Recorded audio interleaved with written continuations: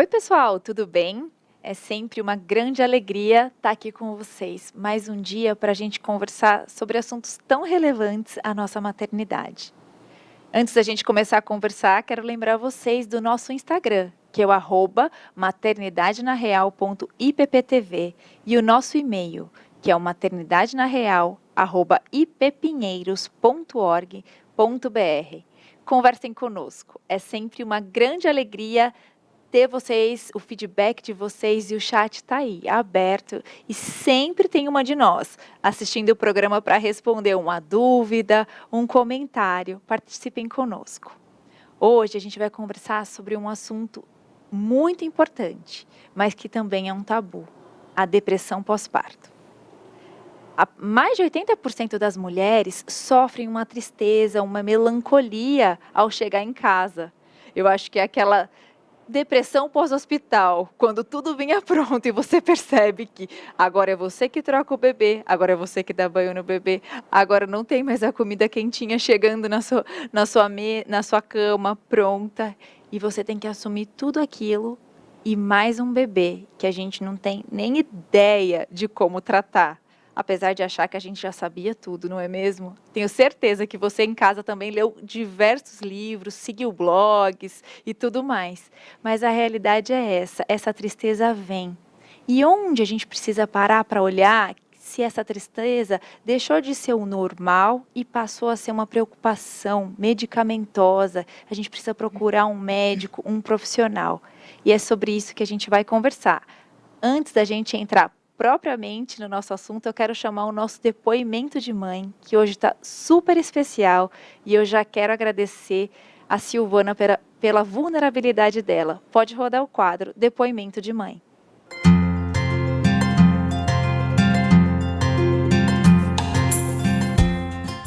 Oi, eu sou a Silvana, eu sou publicitária, tenho 37 anos e eu sou mãe do Heitor. Há 6 anos eu tive um quadro de depressão pós-parto grave. Eu percebi ainda na maternidade, nos dias que se passaram a nossa volta para casa, esse quadro foi se agravando, com crises de ansiedade, e eu precisei ser internada durante 20 dias para intensificar o tratamento. Essa não foi uma fase fácil da minha vida, foi uma fase muito dolorida, e foi uma fase de muita fé e de muita união entre a minha família, entre os irmãos da igreja, enfim, entre as pessoas que conheciam a nossa condição.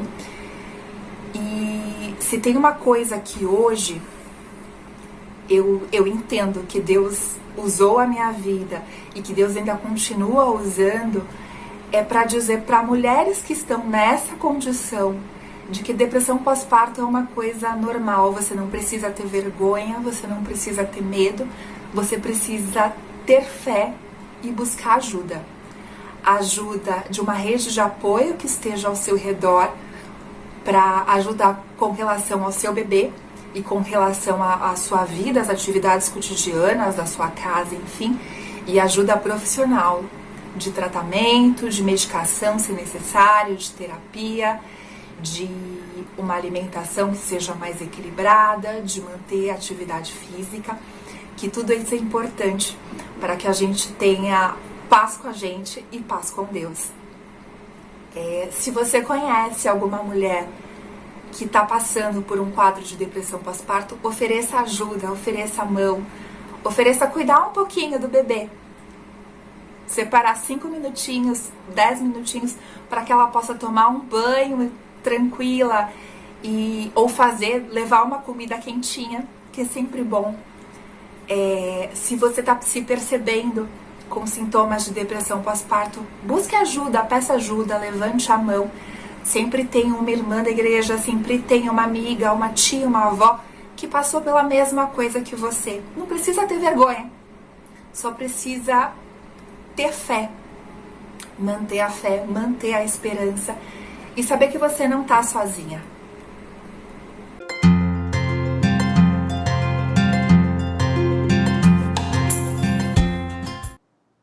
Uau, obrigada, Sil, obrigada por falar tão abertamente do seu quadro.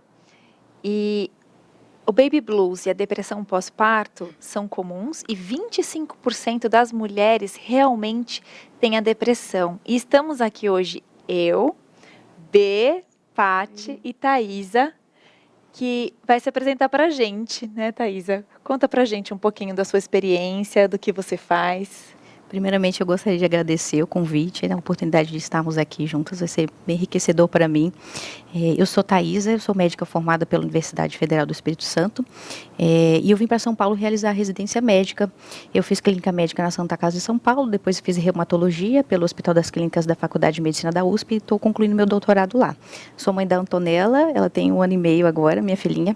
Pessoalmente, eu não tive a experiência com a depressão pós-parto, mas como médica eu pude acompanhar algumas pacientes que passaram por isso, e eu participo de um grupo de mútua ajuda entre mães médicas, e nesse grupo algumas colegas puderam compartilhar suas experiências pessoais com esse diagnóstico também.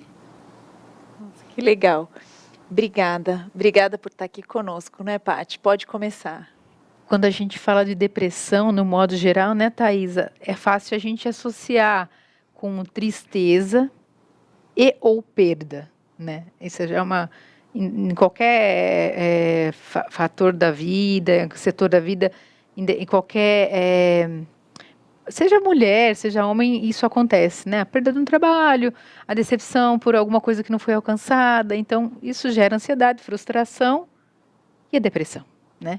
No caso da depressão pós-parto, é difícil você conseguir já de cara diagnosticar isso, até porque, como a Lizzy falou, tem o baby blues, que é uma coisa do puerpério que pode ser comum, é um percentual grande que abrange, né, as mães, que logo depois do parto, como a Lizzy falou, não tem mais ninguém para trocar seu filho, e nem para dar o banho, agora é você, mais você e você mesma.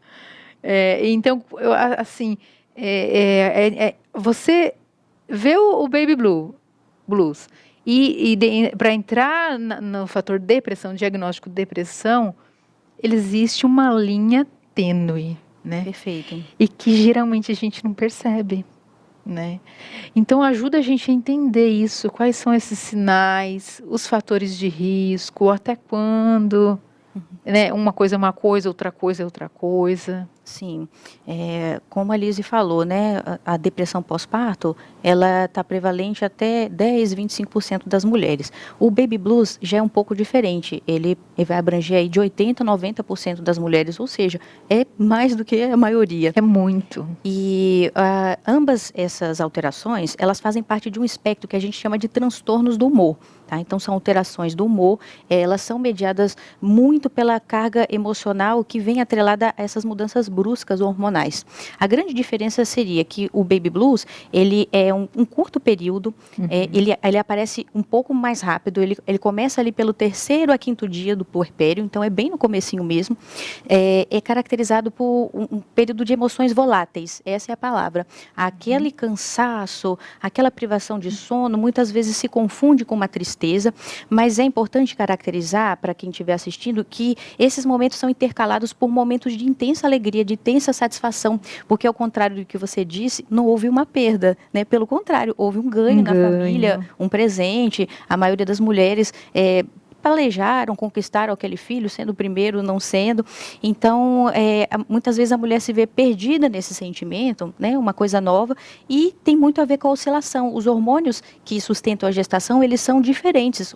A carga hormonal do parto é muito alta, e depois os hormônios para a descida do leite, para a amamentação. Então, essa transição se acompanha do baby blues, que a gente chama de baby blues. Ela vai ser transitória, ela vai ser autolimitada, ou seja, ela costuma se resolver, começa ali no 3º a 5º dia e não costuma passar de 2 semanas.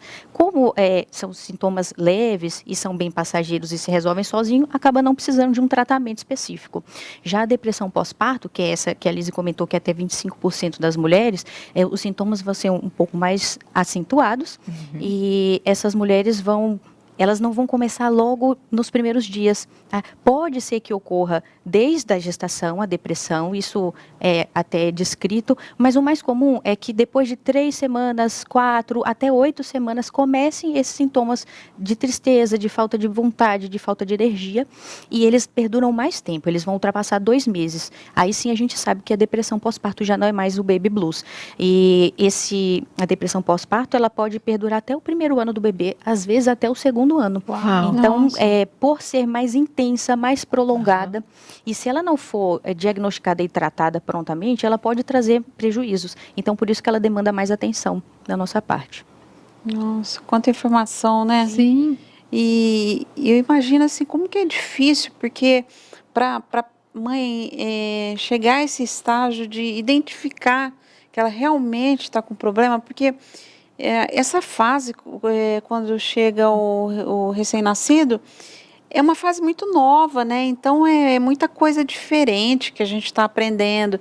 Está aprendendo a amamentar, está aprendendo a trocar fralda, está aprendendo como que é a rotina do bebê. A gente está se conhecendo, né? A mãe e o bebê estão se conhecendo. E já é natural das mães, independente dessa fase, esse sentimento de parece que a gente está sempre devendo, né? Não dá conta de tanta coisa, né? Isso já é natural de mãe, parece que é um sentimento nosso, né? E talvez a mãe, ela acha, não, eu tô realmente, esse é só um esgotamento, né, que eu tô tendo, porque é tanta coisa nova. Pensa, gente, é muita coisa, né? Você vê, de repente, você vê o seu peito sangrando e você quer dar uma mamar pro bebê e não, é muito, né? E você não consegue mais dormir, você não tem mais os seus momentos de relaxamento de uma hora para outra, né? Exato. Então, é muito intenso, né? E às vezes a mãe, ela tem essa sensação de que, não, eu só estou cansada, né? Então, eu fico imaginando qual que é o momento de intervir, o que fazer, como é tratado isso, como ela vai ser cuidada. Quais as alternativas de tratamento, de terapia que existe hoje disponíveis? Certo. É importante, Bê, a gente lembrar de como vai identificar esses sintomas, né? Como tá tudo muito misturado, né? Então, a mulher que está entrando num processo de depressão, ela vai apresentar, além da tristeza, outros sintomas também. Ela vai ter um cansaço, uma irritabilidade, uma ansiedade, que já não é tão normal. Ela começa a apresentar sinais de esgotamento mesmo, de falta de energia, falta de iniciativa. Ela sente que ela já não é mais capaz de lidar com situações novas que vão ocorrendo nesse puerpério.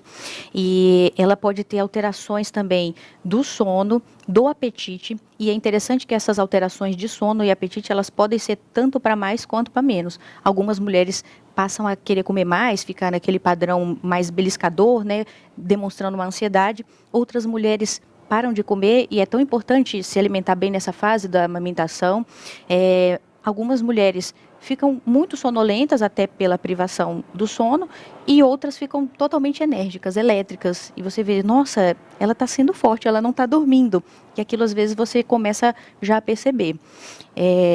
A mulher começa a ter sentimentos de desamparo, de desesperança.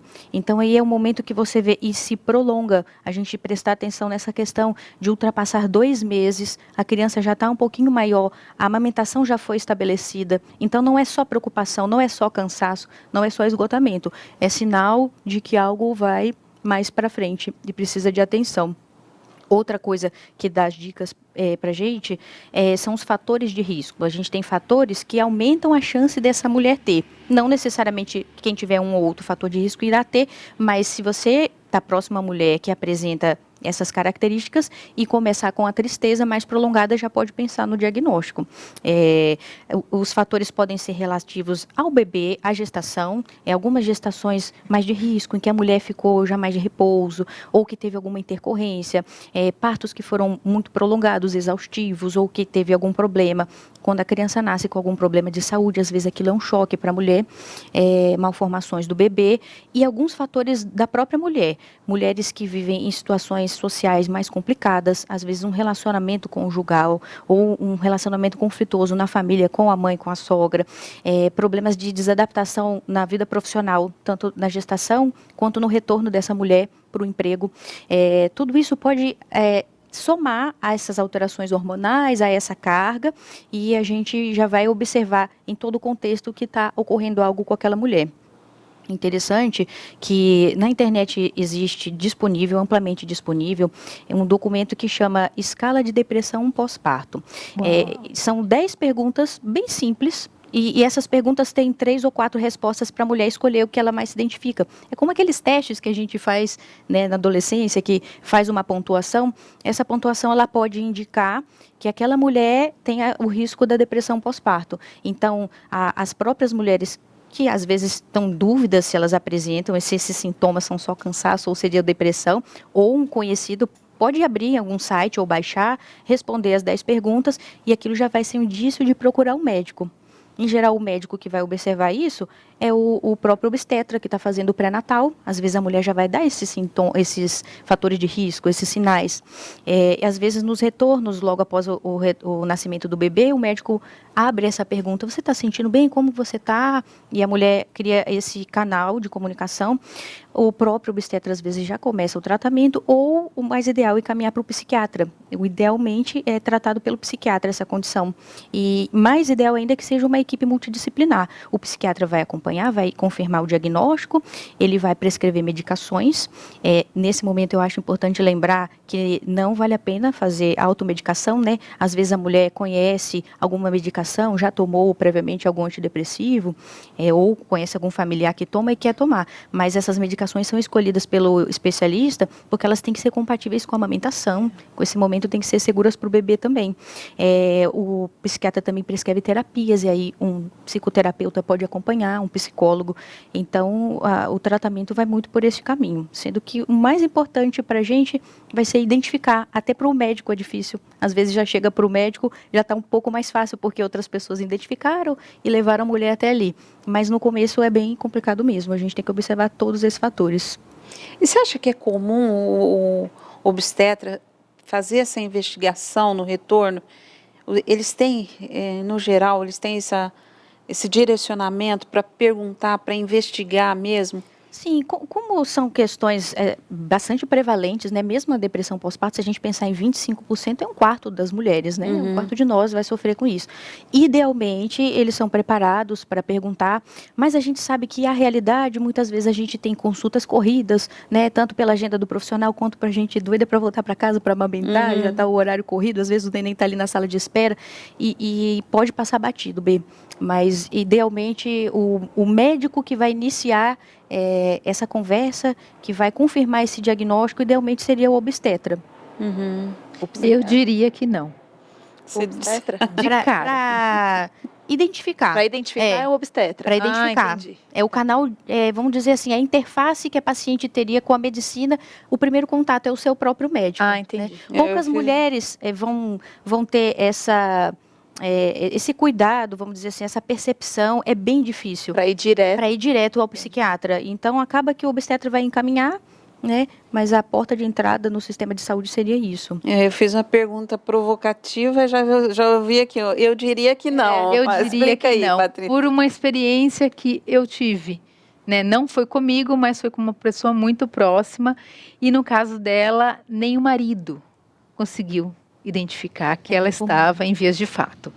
Eu trabalhei em banco, eu fui bancária antes da minha atual profissão. Hoje eu sou mãe. E naquela época eu me lembro que foi no início da carreira e eu conheci uma moça que fazia parte do quadro de funcionários, e eu posso te dizer que ela era a pessoa mais positiva da agência. Ela estava grávida, para ter o bebê, então eu conheci ela, mas foram pouco tempo, foi no máximo 2 meses. Ela entrou em licença maternidade, teve o bebê, e depois de um tempo, quando ela já estava olha que engraçado como você falou, no 2º mês, veio uma carta do médico dizendo que ela não voltaria no prazo estabelecido. Naquela época, se não me engano, eram 3 ou 4 meses de licença maternidade. Não existe hoje essa, né, essa humanização, que as mães podem ficar um pouco mais com o bebê. Não tinha. E que ela iria ficar um pouco mais tempo em casa, porque ela estava sendo monitorada. E veio um pré-diagnóstico de depressão pós-parto. E eu me lembro que eu estava do lado da mesa do nosso chefe, lá do setor, que recebeu essa notícia, e ele virou para o lado e comentou com um colega de trabalho dessa forma. Eu vou ser bem literal do jeito que ele falou. Fulana não vai voltar. E diz aqui que ela está com depressão. Depressão pós-parto. Olha que frescura. Puxa vida. Mas eles não entendem. Olha que frescura. Aquilo eu guardei para mim. E comecei já de cara a ponderar se realmente era o melhor lugar para gerar os meus filhos. E segundo, caiu a ficha que eu seria somente um número, não um ser humano. Então eu fui investigar um pouco mais a vida dessa moça, né? Por que uma depressão pós-parto? A pessoa mais positiva da agência. Como assim? Essa moça, uma semana antes de eu entrar para trabalhar nessa agência, havia acontecido um assalto. E eles estavam ali para roubar o carro forte se atrasou, então eles resolveram que eles iam assaltar a agência porque eles já estavam ali. E ela, quem foi a refém. Nossa. Grávida. Grávida, de aproximadamente 7 meses. Nossa. E o cano do revólver ficou sobre a barriga dela. Meu Deus. E esse assaltante a conduziu até a sala do cofre. E alguns cofres, não são todos, mas de grandes instituições financeiras, ele, além de 2 chaves mestras, 2 catracas de senha, ele tem um temporizador. E o tesoureiro tinha temporizado o cofre há pouco tempo. Então, eles não conseguiam abrir o cofre. E ela ficou ali um tempo, não sei dizer exatamente, mas foi um bom tempo, com uma arma voltada para a barriga dela. E o assaltante pressionando constantemente a abertura do cofre e o mais rápido possível. Depois passou, eles foram embora, saíram ilesos, não deu tempo da polícia chegar antes que saíssem, enfim. E ela ficou em estado de choque e negou que precisava ir ao médico. Ela falou, não, eu não vou embora. E mesmo assim, o supervisor da agência colocou no carro, levou para um diagnóstico para ver se estava tudo bem com o feto, né? Imagine o que ela passou, né? Adrenalina de hormônio. Muito alta. Enfim, passou. No dia seguinte, ela estava na agência trabalhando. Ela não ficou em casa, assim, para ver se aquilo ia gerar alguma coisa, se o feto, né, ia dar algo, talvez nascer antecipadamente, não. E eu lembro que numa das conversas que a gente teve, muito sorrateiramente, rapidamente, na agência, porque era pouco tempo nós tínhamos para conversar, ela disse que ela não podia perder o emprego. Eu me lembro, assim, dessa frase muito latente, porque ela disse assim, eu não posso perder meu emprego. Mas eu não questionei, quem sou eu? Eu acabei de chegar aqui, vou te questionar a sua vida, porque você... Depois eu fiquei sabendo que o marido dela tinha acabado de perder o emprego, um bom emprego, eles já tinham uma criança pequena de 1 ano e meio, no máximo 2, estava chegando o segundo e ela não podia perder esse emprego, porque ela seria a única provedora financeira da família. Depois de um tempo, eu acho que demorou, porque ela teve que ser medicada, ela teve que tirar a criança do peito, e ela tinha uma dor, né, no tendão, uma lesão no tendão, que eu lembro que ela não conseguia, quando eu fui visitá-la, abrir a mamadeira. Ela não tinha condições de abrir a mamadeira para preparar e dar para o bebê recém-nascido. E o semblante dela muito triste. Então, ela teve que passar mesmo um tratamento, acompanhamento médico, psicológico, psiquiátrico e remédios. Ela teve que usar alguns remédios. Passou o tempo, ela estava até que estabelecida, assim, estabilizada, voltou. Eu me lembro que ela voltou numa segunda-feira. O responsável da área falou assim, Não passa seu cartão. Vamos conversar. Gente, eu me emociono de lembrar desse dia. Ela foi mandada embora. Nossa. Ela foi mandada embora. E aquilo, eu falei, isso não é lugar para Que dureza. tratar, né? Porque a pessoa, primeiro lugar, aí voltou todo o acontecimento na minha cabeça. Olha, o primeiro questionamento, julgamento, frescura. Mesmo sabendo do que ela tinha passado Gente, recente. depressão é doença, gente. Depressão é uma coisa séria. Então, não julgue a sua esposa, a sua mãe, independente da situação. Se for pós-parto, não parto, não julgue depressão. Depressão é doença. Depressão precisa de uma rede de apoio. Depressão precisa da pessoa ser ouvida, sabe? E tratar como um ser humano. Isso faltou humanidade total. Né? Nunca foi questionado, nunca foi, não sei qual foi o desfecho depois, mas total falta de humanidade, né? De respeito pelo ser humano que estava ali. Foi terrível, foi uma experiência terrível. E eu também queria lembrar que a fé, agora eu estou trazendo para o lado de nós cristãos, né? A fé não é um imunizante da sua depressão, tá? Então, se você tem a depressão, não que signifique que você não tenha a sua fé. Porque a depressão, transtornos, coisas psicológicas que vão te mover a adoecer, não significa que a sua fé não existe, né? Porque senão, Jonas, Ezequiel, Jeremias, Davi, e para fechar com uma menina, Rebeca, uma moça, não teriam a depressão ali apresentadas na Bíblia como uma forma de nos exemplificar que nós teremos sim problemas como esse, né? E o que Deus fez, Ele não abandonou, pelo contrário, Ele os amou. Ele trouxe para junto de si, ele favoreceu ali uma cura, né? E eles foram pessoas eleitas pela graça, pessoas eleitas, escolhidas para nos mostrar isso, né? E o que mais traz alegria para o coração e consolo, né? É saber que passa. Não dura para sempre, vai passar. E depois de passar, se tudo acontecer, nós vemos em nós mesmas aquilo que Deus tratou para nós, com o aprendizado que foi recebido através desse processo da depressão, que não é fácil, e nós dependemos de apoio não só de queridos, de próximos, de irmãos, de família, mas também do apoio do Senhor Deus, nos sustentando, lembrando que Ele é um Deus que permite, né? Uhum. Então você não precisa se perguntar assim, por que eu? Eram 25%, mas por que eu estou nesses 25%? Virei estatística, não pensa assim não. Deus é um Deus de propósito, Deus é um Deus que permite você viver uma situação para que através de você outras pessoas possam ganhar com isso e até você mesma.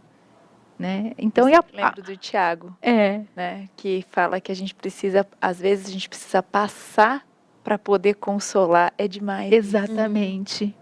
Isso leva a que nós entendamos que nós devemos cuidar, sim, das pessoas necessitadas. Mas as pessoas que estão nessa situação, assim, totalmente profunda, né, que é um adoecimento profundo, devem ser olhadas com um olhar de piedade, não de piedade, mas de empatia. Acolhimento. Acolhimento, Thaís, é isso mesmo. Eu acho que a primeira coisa que talvez a gente precise fazer é dar valor àquilo, né? Realmente essa pessoa está doente, realmente isso é uma doença, né? E uma das outras pessoas da Bíblia que passaram por depressão foi Davi, o homem segundo o coração de Deus. Então, não é vergonha, não é falta de fé, não é porque Deus não está com você. É porque você precisa, por algum motivo, passar pela depressão nesse momento. E antes da gente continuar nosso papo, eu quero chamar o nosso quadro Aprendendo com o Pai. Pode rodar o nosso quadro.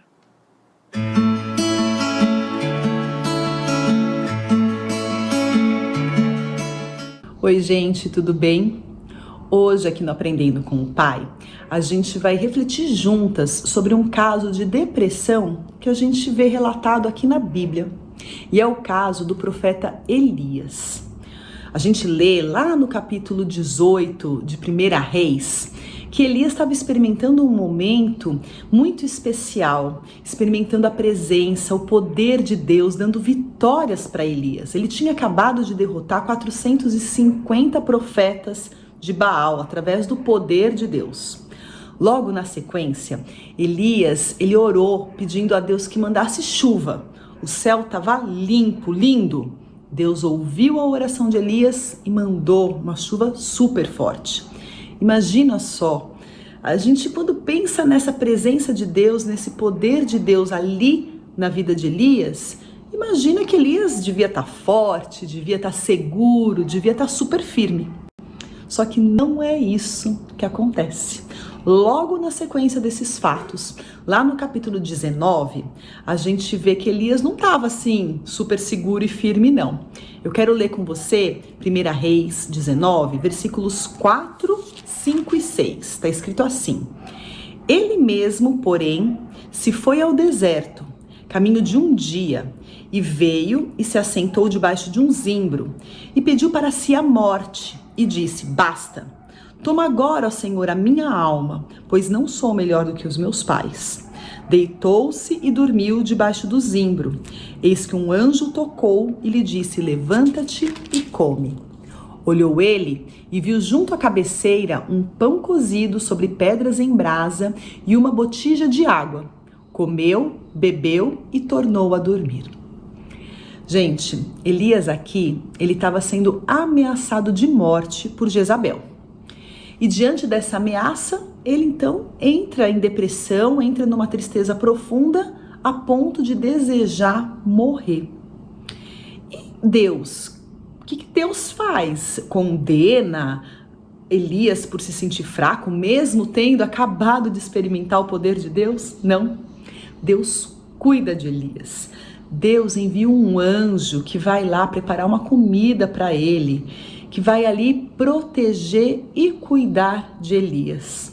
E assim também é comigo e com você. Muitas vezes a gente tem experimentado o poder de Deus, a presença de Deus, as alegrias, os presentes de Deus, como por exemplo, o nascimento de um filho, às vezes tão desejado, tão esperado e planejado. E de repente a gente se vê num sentimento de profunda tristeza, numa depressão, mesmo conhecendo o Deus verdadeiro.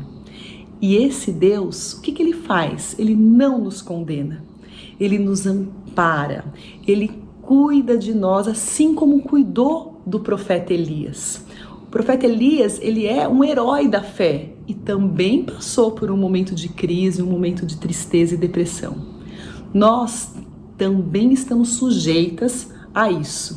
E Deus está aqui cuidando da gente, providenciando anjos, providenciando irmãos, médicos ao nosso redor para nos ajudar.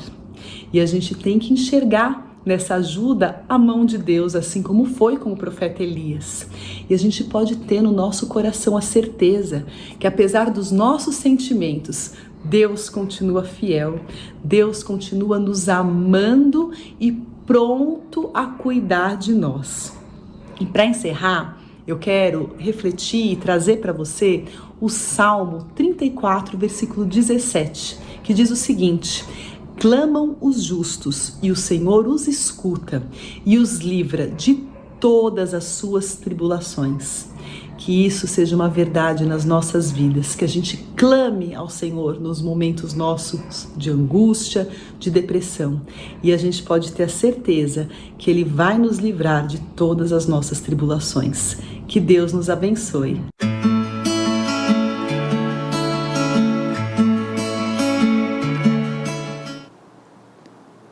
Obrigada, Raquel. Amém. Que bom que a gente pode clamar esse Deus e buscar e saber que Ele está sempre ali. Mas um ponto que sempre está aqui, né, me perturbando é por que para nós cristãos é tão difícil assumir uma depressão? Né? E eu pensando, estudando esse tema, me veio aquele salmo que fala que na presença de Deus há plenitude de alegria. E eu acho que existe um conflito muito grande quando a gente pensa nisso e imagina que eu sou cristã, eu tenho Deus dentro de mim, Ele vive aqui, o Espírito Santo habita em mim, eu sou templo do Espírito Santo. Como eu posso me entristecer? E graças a Deus, porque a palavra dele é tão completa, que a gente pode ver exemplos de pessoas que passaram por isso, que superaram isso, e que a fé foi renovada, a fé foi aumentada. Né? Eu lembro muito do meu pai, quando ele orava, ele sempre pedia para Deus aumentar a fé dele. Eu falava assim, Senhor, como é que o Senhor vai aumentar essa fé? Né? E a gente passou por tantas provações no final da vida do meu pai. E hoje eu entendo que talvez isso tenha sido exatamente para aumentar a fé dele. Foram momentos de dificuldade, momentos de depressão, momentos de angústia, mas nunca momento de ausência. E é isso que Deus faz no momento que você está passando pela depressão pós-parto. Você tem toda essa tristeza, toda essa angústia, mas nunca ausência. Às vezes a gente, né, quando passa por uma tristeza, por uma provação, a gente imagina que Deus não está ali. Mas Ele está muito mais do que a gente pensa. Lá em Hebreus, tem um versículo que fala assim, porque... Em Hebreus 4, no versículo 15, fala assim, porque não temos um sumo sacerdote que não possa compadecer-se das nossas fraquezas, porém, um que como nós, em tudo foi tentado, mas sem pecado. Cheguemos, pois, com confiança ao trono da graça, para que possamos alcançar misericórdia e achar graça, a fim de sermos ajudados em tempo oportuno. Isso é maravilhoso, porque a gente lembra que quando Jesus estava para passar pelo Getsemane, para chegar na cruz, ele fala que ele sentia tristeza. Né? Todo o nosso peso, todo o nosso pecado estava sobre ele. Eu não consigo nem imaginar o que foi isso para Deus, ele se sentir distante do Pai, quando ele nunca tinha passado por isso. Mas ele passou por isso, porque a Bíblia fala que ele passou por todas as nossas experiências como homem, perfeitamente. Que maravilha, não é, Bê? Nossa, maravilhoso. Eu sempre me encorajo muito com essa passagem de Hebreus, porque eu penso que tudo que eu tiver que passar nessa vida, que eu não sei o que eu vou ter que passar ainda, mas Ele vai estar sempre comigo. E essa palavra que Ele se compadece, Ele sabe exatamente o tamanho da dor, o tamanho do sofrimento, e Ele se compadece, Ele sente isso, né? E Ele vem Ele vem com esse convite, né? Você pode chegar a qualquer momento no trono da graça para você ser ajudado. Então isso é muito, muito profundo, né? É uma promessa que a gente precisa lembrar sempre, porque na hora do sofrimento, na hora de situações como essa, né?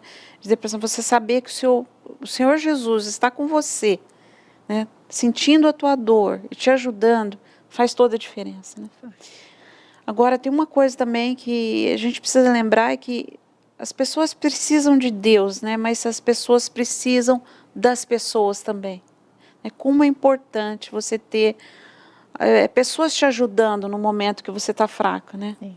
É muito importante, né? A Bíblia fala que essa união, né, entre os irmãos, ele compara com óleo, terapia, é terapêutico, né? Cura, né? Compara com orvalho, né?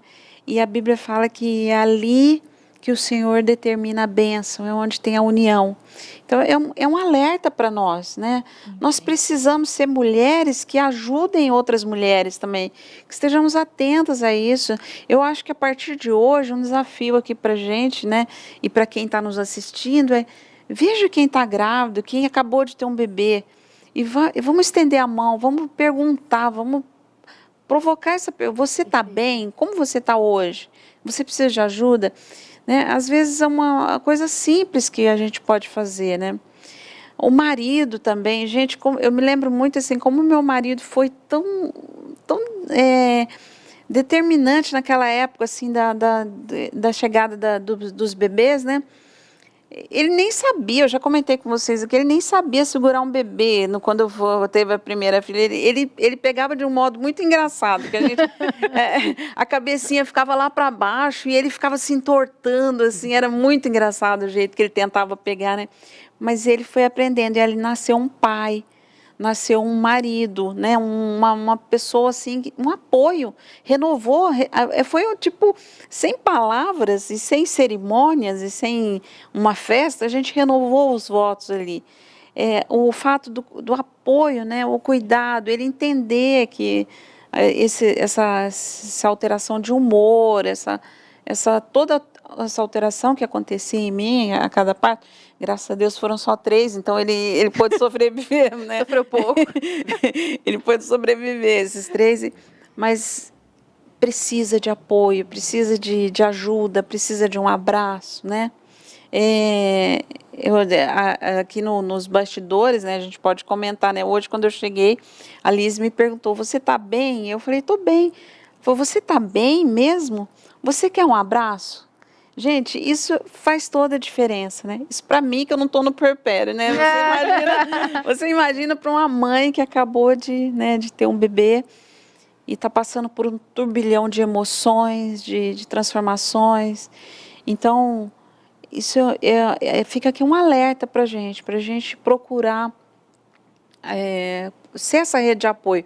Eu acho que quando nasce um bebê, a gente tem muita tendência de dar muito palpite, às vezes fazer julgamentos, mas isso é o que menos precisa, né? Uhum. Ensinar, geralmente, ainda mais com o nível de informações, grau de informações aí que tem disponíveis, as mães já chegam com tudo que elas precisam em termos de informação, de como fazer as coisas. Elas não precisam da gente ficar... Às vezes a informação que eu vou dar já está até desatualizada, porque eu fui mãe, né? Se eu fui mãe há 5 anos, já está desatualizado. Então, o que precisa é apoio, né? Ajuda, né? Não julgamento e nem muito palpite. O B, você falou do pai, né? Que o seu marido foi assim, um grande ajudador, fez toda a diferença. Nesse testemunho que eu dei da moça que trabalhava comigo, nem o marido dela conseguia perceber que ela estava já ali, praticamente com a depressão mesmo. Lembra que eu falei que ela era muito positiva? Ela não transparecia, porque ela não queria deixar transparecer. Porque ela não queria ser julgada ou ter a possibilidade até de perder o emprego. Então, ela segurou uma barra desde daquele evento do assalto até o dia que ela tentou voltar para o dia do trabalho. Ela estava debaixo de uma pressão muito grande, psicológica, né? Então, eu imagino que quem está próximo, os pais, a mãe da mãe, que conhece desde o ventre, seja muito cuidadoso, muito criterioso, olhe com uma lupa muito potente a vida dessa mãe.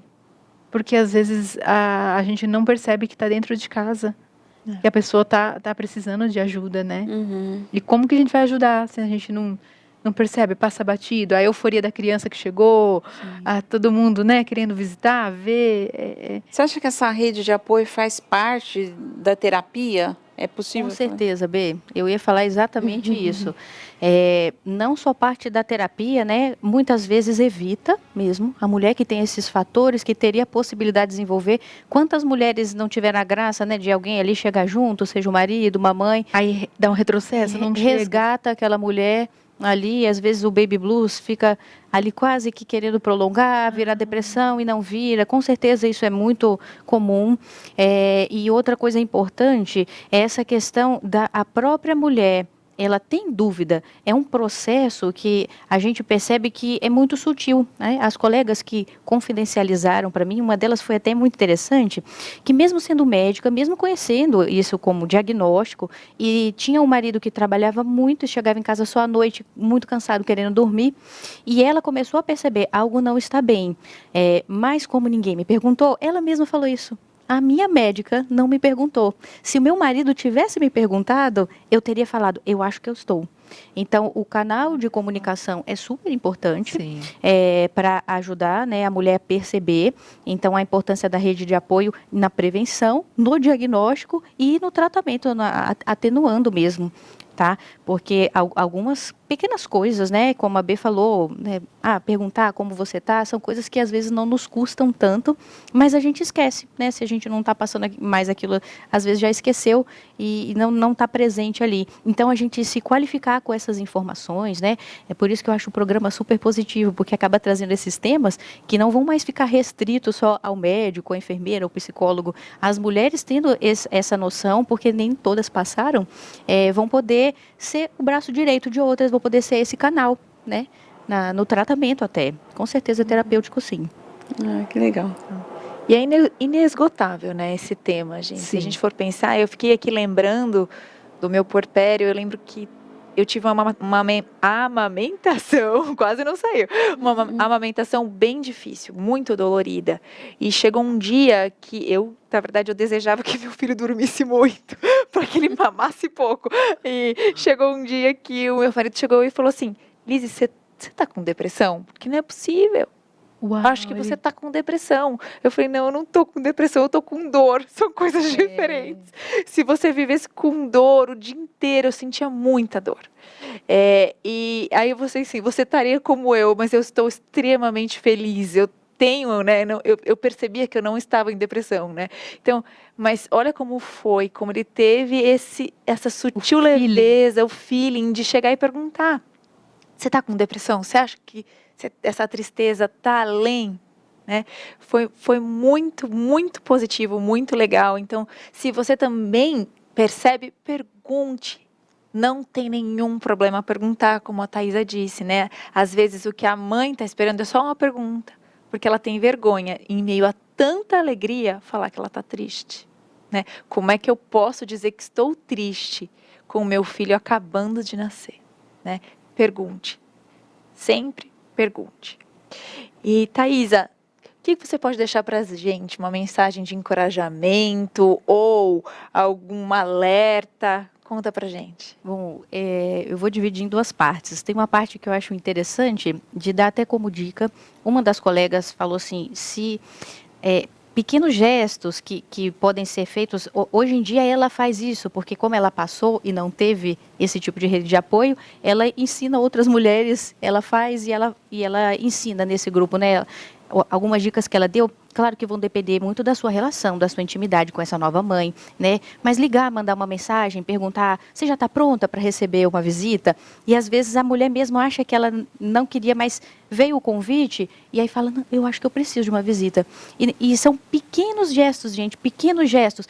Chama aquela mãe para dar uma volta, carregando o carrinho no quarteirão, só de sair daquele ambiente do quarto de amamentar. Eu fui mãe na pandemia, então foi um período de muita solidão, né? A gente não podia receber quase visitas. Então eu me lembro de um dia, você falou do seu marido perguntando, meu marido não chegou a perguntar, mas a atitude que ele teve, eu não cheguei a ter a depressão, mas ele viu que eu não estava num dia bem, me levou num parque, porque geralmente o pediatra pede pra gente não ir para locais fechados com recém-nascido, ele me levou no parque, de ter dado uma volta no quarteirão, ter ido no parque. Isso já clareou minha cabeça. Com certeza. Então, pequenas coisas que a gente pode fazer pelas nossas irmãs, amigas, primas, enfim, uma vizinha, uma filha, enfim, alguém que for muito próximo, na visita você se oferecer, olha, posso colocar uma roupa no varal? Tem máquina, tem roupa para colocar na máquina? São pequenas coisas. Exato. Mais de uma veio me falar essa questão de pendurar roupa no varal.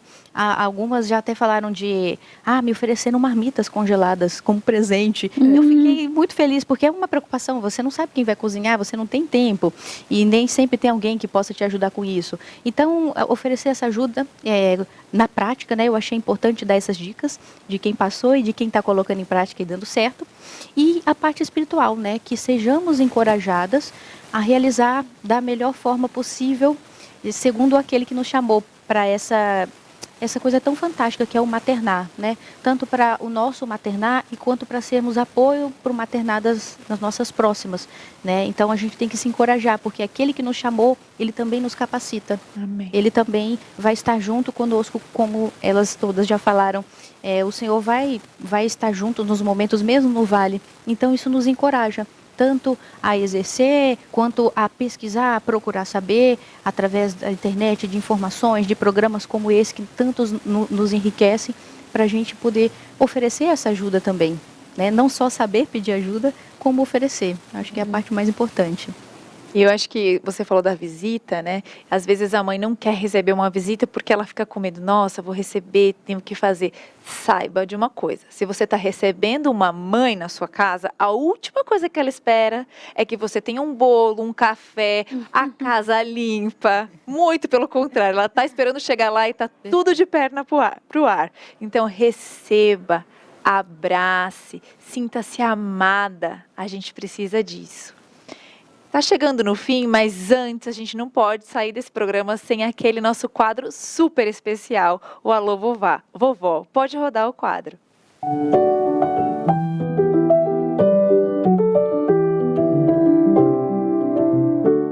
Olá pessoal, hoje o nosso assunto é sério, importante.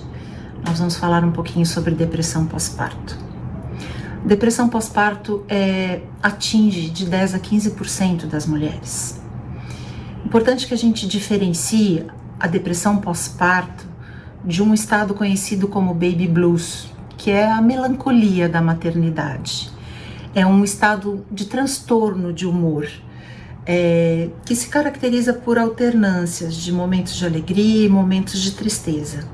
Mas o baby blues, ele entra em remissão sozinho, ele tem uma breve duração, diferente da depressão pós-parto. Depressão pós-parto é um estado grave, é um estado crônico de tristeza, de irritabilidade, de sensação de desamparo, de desespero, de falta de ânimo. Depressão pós-parto pode levar a doenças psicossomáticas importantes. Ela merece toda a atenção. Toda mulher que já foi mãe sabe, experimentou esse sentimentozinho de uma leve melancolia, uma coisa meio inconsistente com a recém-chegada de um bebê, que é a coisa mais preciosa da nossa vida. Mas enfim, nós somos instáveis, né? E os nossos hormônios nessas fases, eles estão oscilando e a gente imputa toda a responsabilidade a eles. Mas é importante a gente olhar para a depressão pós-parto com muita seriedade. É importante a gente alertar aos familiares de uma mãe recém-parida que preste atenção no seu desenvolvimento, nas suas emoções, no seu estado de ânimo de uma maneira geral. E o que é essencial é dizer e a gente saber que não há nada do que se envergonhar. A depressão pós-parto é uma doença e, como doença, tem que ser tratada por um especialista, por alguém que seja capaz de diferenciar se realmente é um caso grave, crônico de depressão ou se é alguma coisa passageira, e na medida do que for possível, do que for preciso, fazer a medicação. Eu gostaria de encorajar todas mulheres, as que tiveram filhos e que já experimentaram um saborzinho dessa oscilação de humor, e que tenham olhos sensíveis para reconhecer quando uma mãe está em alto sofrimento, assim que chega o seu filho ou nos meses seguintes, para que conduza essa mãe a um especialista, que busque ajuda e que, acima de tudo, nós nunca esqueçamos que a nossa primeira ajuda, o primeiro lugar aonde a gente deve recorrer é ao trono do Senhor.